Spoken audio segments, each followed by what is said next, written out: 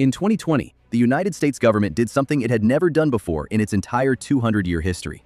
It printed more money in 12 months than in the previous 2 centuries combined. $6 trillion. Created from nothing. So here's the question nobody wants to answer. If they can just print that much money, why are you still living paycheck to paycheck? The answer is not complicated, but it is infuriating. To understand what happened, you need to understand one thing first. Money printing does not work like dropping cash from a helicopter over your neighborhood. When a government prints money, they do not fire up a machine and stuff notes into envelopes addressed to you. What they do is far more sophisticated and far more unequal. It is called quantitative easing, and it was designed, whether intentionally or not, to make the rich richer, fast. Here is exactly how it works. The central bank, in America that is the Federal Reserve, in Australia that is the RBA, creates new money digitally, not physically. Just numbers on a screen. They then use that money to buy assets, government bonds, mortgage securities, financial instruments that mostly wealthy institutions own. So the new money flows directly into the financial system first.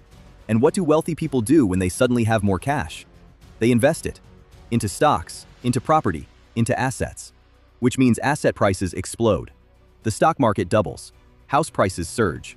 The wealthy, who already owned those assets, watch their net worth skyrocket without doing a single extra hour of work.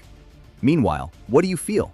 Your rent goes up, your groceries cost more, your salary stays exactly the same. That is not a coincidence. That is the mechanism.